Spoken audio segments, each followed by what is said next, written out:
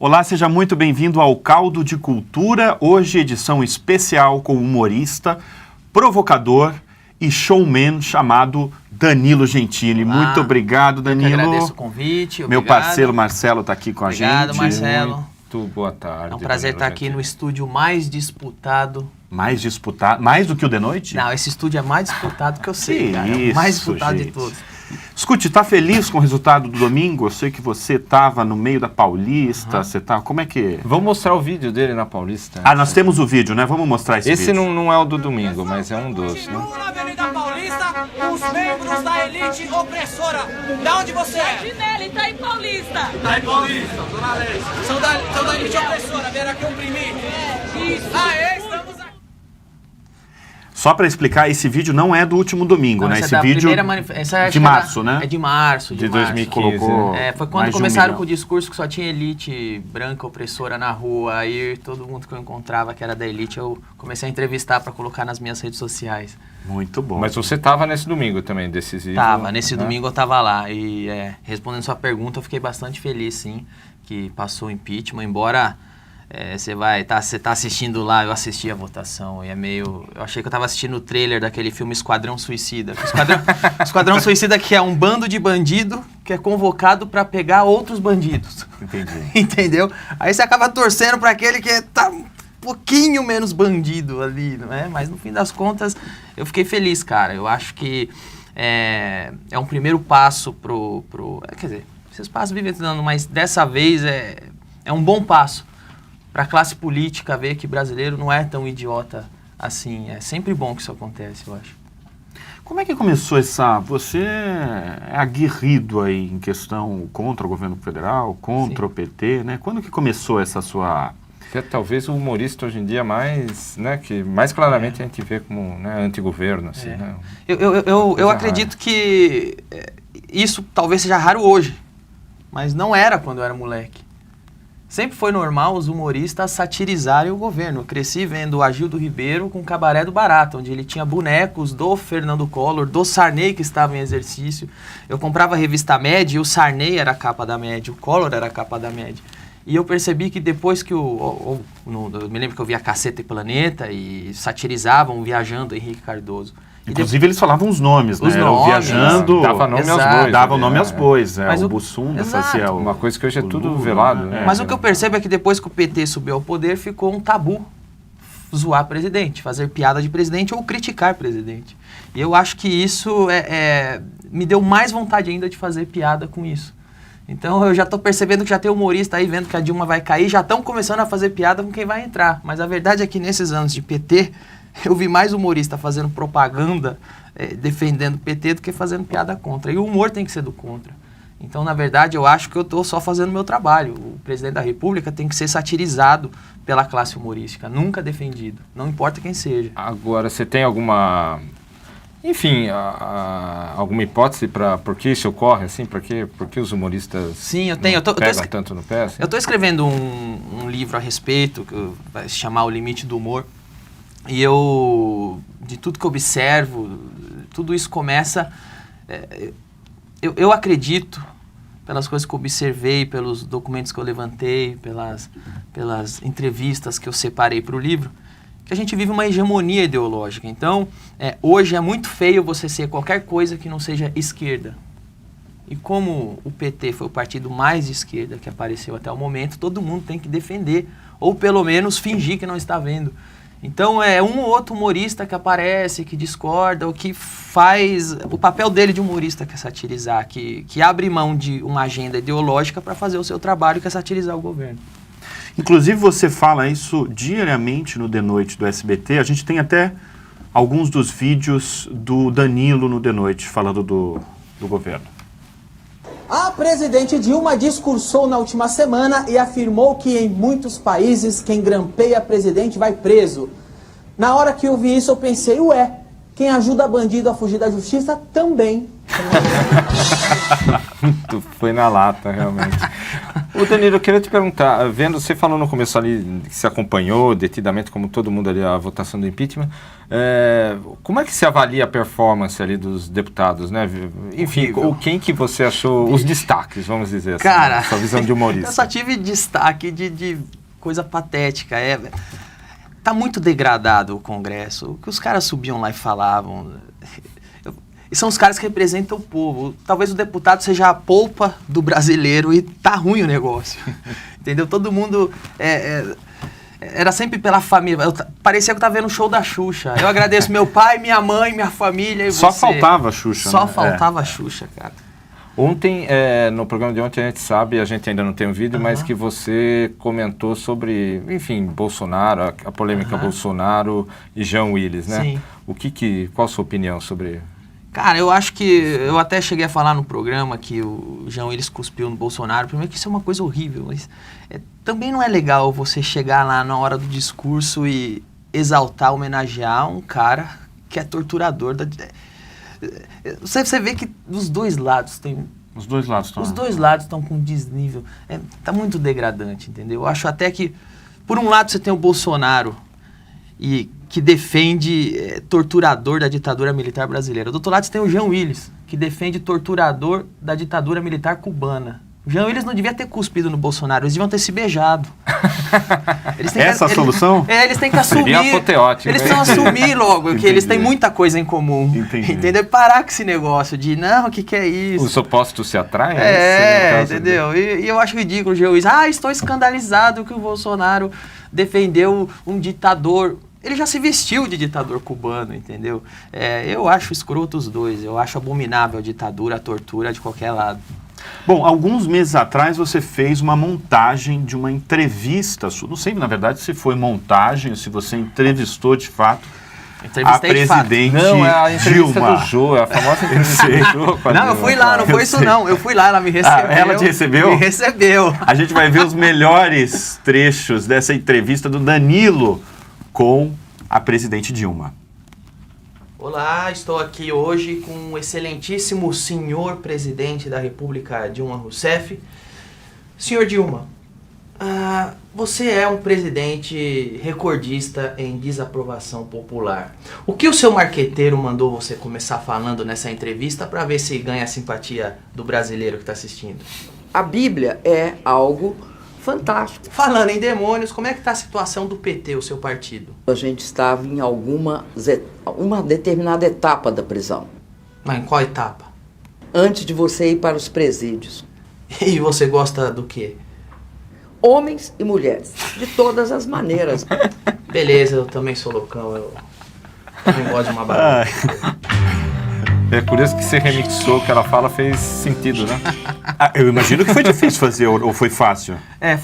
Foi muito difícil fazer o que a Dilma falar ter sentido. Essa é a maior Foi a maior dificuldade. Eu tive que... É a primeira entrevista que ela dá que faz sentido o que ela fala.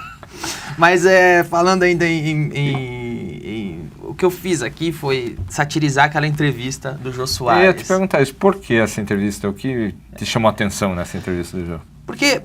Que é seu concorrente. eu comecei aqui falando uma citação e essa frase é do Jô Soares. O Jô Soares disse, o humorista tem que ser do contra, sempre. O humor nunca pode ser engajado. Essa frase é do Jô Soares. E no momento que ele entrevistou a Dilma, eu me lembro que estamos ainda em uma época de crise horrível e estava começando tudo. E todo mundo viu, minhas redes sociais, as pessoas... Foi o comentário geral que o que ele prestou ali foi uma assessoria de imprensa a Dilma.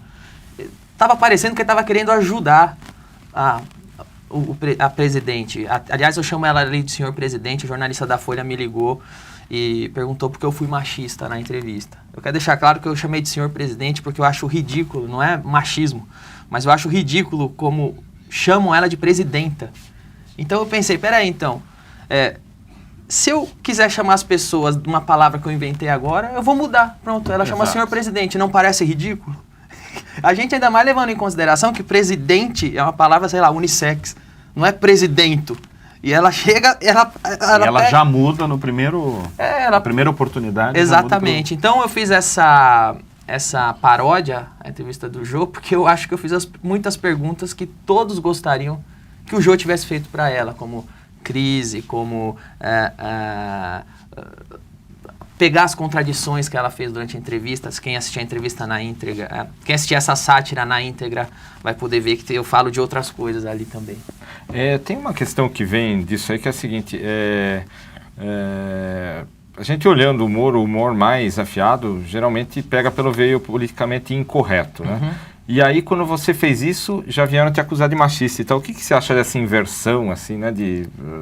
Enfim, o pessoal não aceitar mais a Não, e a questão de patrulha, de fato, né? E Qualquer coisa que você faz, você vai ser metralhado por alguma coisa. Sempre, porque isso é típico exatamente da ideologia dominante hoje, que o Brasil vive uma hegemonia ideológica de esquerda. Isso é típico disso. Não pode existir eu tenho até uma história em quadrinho da DC Comics que conta a história de uma artista plástica cubana que fugiu para os Estados Unidos. E ela lutou pelo Fidel Castro, lutou pelo regime, depois foi presa, foi perseguida. E ela se frustrou muito, porque como artista, ela não podia mais pintar quadro. Ela só podia pintar propagandas. Ela só podia pintar o estilo e o objeto e o que o governo queria que ela pintasse. Um realismo socialista moreno. Exatamente isso. Isso serve também para os humoristas.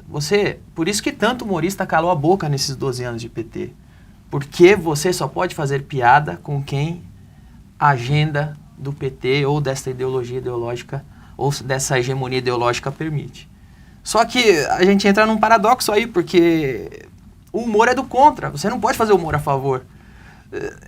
E aí acaba que o politicamente incorreto é que fica engraçado. Porque o politicamente incorreto é um monte de tabu criado por essa ideologia. É o neomoralismo. E você vai fazer humor atacando o que isso? Então você entra na mira de todo mundo. Agora, a gente está mostrando direto imagens suas no seu programa no SBT Diário, de noite. Você tem total liberdade de falar o que você quiser no de noite? Como é que é isso? Eu tenho bastante liberdade e confesso que às vezes eu até extrapolo ela. Palavrão pode? Pode palavrão, e para falar a verdade, o palavrão é uma das coisas que a gente internamente está falando, vamos maneirar, a gente está falando muito. Tem isso. Então, às vezes a gente... Tem uma vigilância de vocês mesmo. Tem, total. A gente já percebeu já que esse ano nós estamos falando muito menos palavrão. A gente vai mostrar agora mais um vídeo aí do Danilo no de noite. A polícia, aliás, não tem mais dúvidas de que o sítio Triplex pertence à família Lula. Eu, particularmente, tenho as minhas dúvidas. Se a gente partir do princípio que quem é dono é quem paga, então acho que aquele sítio lá é de todo mundo aqui.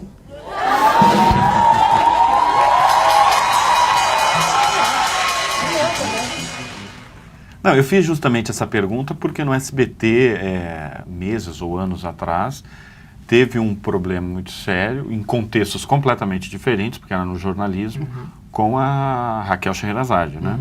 Com você nunca teve vice-presidência da emissora, o próprio Silvio Santos te dando uma... Não, tanto é que a gente está falando ontem, segunda-feira, um dia depois da votação do impeachment, toda a abertura do meu programa, as sátiras, as piadas foram a respeito do que aconteceu.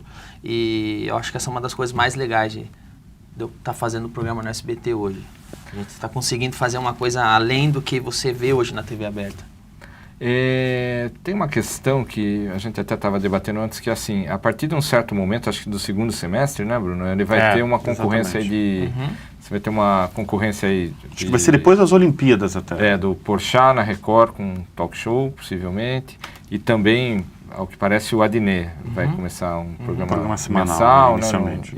Enfim, mas já meio que testando esse caminho. Como é que vai ser essa competição aí? O que você espera disso? Você está se preparando para... Não tem como me preparar muito além do que a gente tem feito, porque o talk show é meio que o telejornal. O formato está ali. Se eu começar a querer... Ai, meu Deus, precisamos inventar coisas para a concorrência, pode acontecer da gente descaracterizar o programa ou começar a fazer coisas que... A gente já sabe que o público gosta disso. Nós já temos o nosso público cativo. O programa é baseado na personalidade das pessoas que estão ali. que é como todo talk show. O cenário é igual em todos, da bancada, e o que vai diferenciar o Porchat do Adnet do meu programa é que são as nossas personalidades impressas no programa. Então o que a gente pode fazer é continuar fazendo isso que a gente já vem sendo feito. Mas o que eu acho é que, de verdade, cara, quem mais vai ganhar com isso é o público. Você vai ter mais opções para as pessoas. A grade americana de talk show, ela tem um talk show em cada canal, shows, e cada canal tem 2 talk shows. Você acha que no Brasil tem espaço para tantos talk shows com esse perfil assim de humorista jovem? É o que a gente vai descobrir nos próximos meses. Não, eu imagino que um dos desafios no segundo semestre, com 3 apresentadores com programas diários, né? O Adnet inicialmente programa semanal, vai ser a busca de personagens interessantes, relevantes. Eu acho que isso é um desafio para vocês, né? Completamente. E aí, nessa área, obviamente o Adnet sai na vantagem, que ele está na Globo. Ele tem acesso a todo mundo que eu tenho, mais a Globo, que só ele vai ter acesso. Mas em compensação tem outros fatores, que talvez na Globo ele não faça essas piadas que vocês mostraram agora. Que não é muito comum esse tipo de coisa acontecer lá. Nós temos mais uma, inclusive. O Grampo vazou um grampo do Lula com Chitãozinho e Chororó. Vamos assistir. Foi exclusivo, hein? Alô!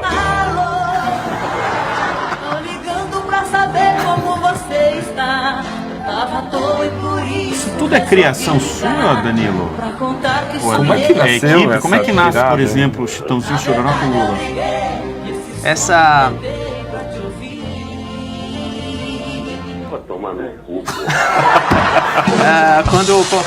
Quando começaram... Quando o Moro, quando vazou os grampos do Lula, foi meio à noite, foi na quarta-feira, não foi isso? Foi na quarta ou foi na... Acho que foi na quarta, foi quando a Dilma indicou ele pro Ministério da Casa Civil, começou a aparecer os grampos. Ali na hora eu falei, a gente tem que fazer um quadro com os grampos. Amanhã, a gente gravava na quinta. E eu fui de manhã lá e a gente começou a pensar o que daria pra fazer. Falei, tem que ser com o áudio real do Lula misturando com outro. Essa do Chitãozinho e Chororó, especificamente, não foi ideia minha, foi ideia de um dos roteiristas do De Noite. Mas teve outros. Quer dizer que tem uma velocidade ali no programa, Sim. né? Eu pergunto isso porque eu conversei, eu e Marcelo fizemos uma matéria de humor essa semana na revista, e a gente conversou com alguns humoristas que falam da dificuldade de acompanhar a velocidade dos fatos, porque as notícias mudam hora a hora, com um programa na televisão. Ou seja, você com De Noite, o Marvio Lúcio com o Pânico, e que muitos, né, principalmente o Marvio, ele recorre às redes sociais. Ou seja, acontece alguma coisa com a Dilma, ele na mesma hora pega uma câmera e grava um vídeo que vai para a rede social, para o Facebook. O seu Facebook é mais poderoso ainda, porque o seu Facebook tem mais de 12 milhões de seguidores. Você segue essa linha também? Um pouco. Talvez o Marvio, o Carioca, tenha um pouquinho mais de dificuldade que eu, porque ele está no programa semanal. Eu estou no programa diário, embora a gente grave só 2 vezes por semana. A gente grava... Não é ao vivo, né? Não é ao vivo, gravamos 2 vezes por semana, então a gente consegue manter mais ou menos quente. Ontem, a gente gravou na segunda-feira. Então, quando terminou o impeachment, quando terminou a votação, eu fui lá para minha casa e eu fiquei a madrugada escrevendo um quadro que a gente chamou de Plantão Extraordinário, Urgente, em Foco. Você escreve tudo? Tem muito improviso? Eu também escrevo, eu também improviso, mas tem uma equipe de roteirista que escreve, eles são ótimos. Mas eu acredito que a maior dificuldade que existe hoje para um programa de humor na TV acompanhar os fatos, talvez seja a cultura de estrutura de texto na TV. Porque eu percebo que a televisão brasileira, para programa de humor, ela não tem a cultura que, por exemplo, tem a TV americana. Se você pegar o Saturday Night Live, que é um programa semanal, ou o David Letterman, ou o Conan O'Brien, ou o Jimmy Fallon, você vai ver o número de roteiristas que tem lá. Eles têm, tipo, 20 roteiristas. 20. Aqui no Brasil, o seu programa tem quantos roteiristas? Nós estamos com... 5. Por aí.